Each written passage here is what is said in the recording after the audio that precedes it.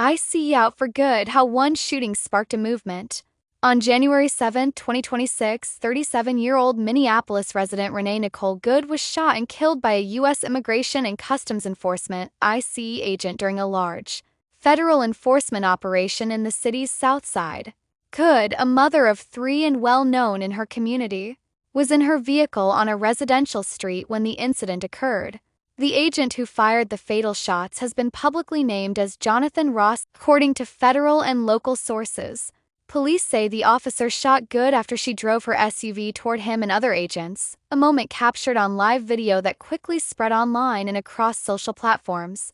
Federal officials have defended the agent's actions as self-defense, claiming the vehicle was weaponized against the officer, though Minnesota leaders strongly dispute that characterization.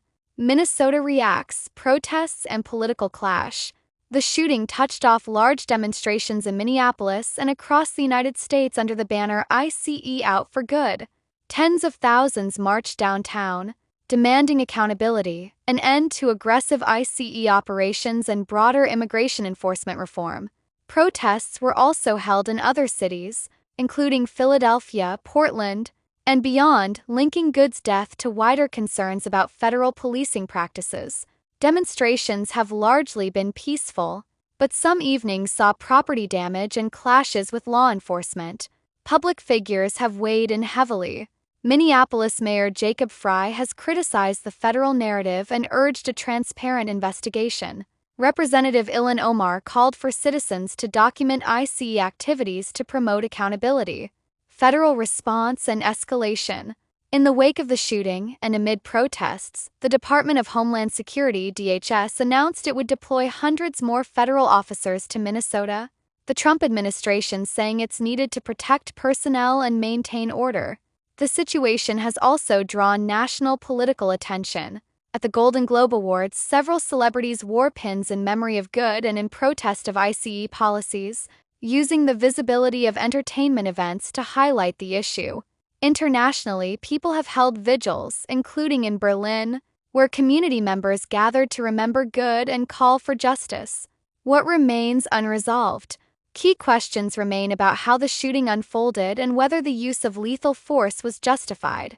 Local officials and activists say bystander video does not clearly support the federal claim that Good was trying to harm the agent.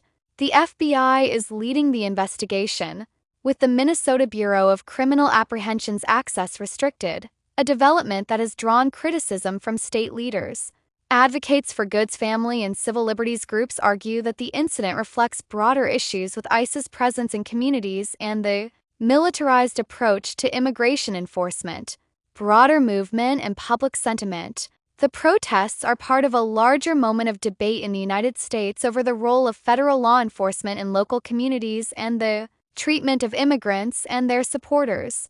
Organizers report over 1,000 planned events nationwide, with demands ranging from removal of ICE from cities to congressional action and departmental reform. Regardless of political views, the shooting of Renee Good and the response it ignited have become a focal point in the national conversation about civil rights, policing, and the limits of federal power, one that many Americans are watching closely as investigations continue and protests persist. If you want more careful reporting and updates, like, subscribe, and ring the bell. Leave your thoughts below.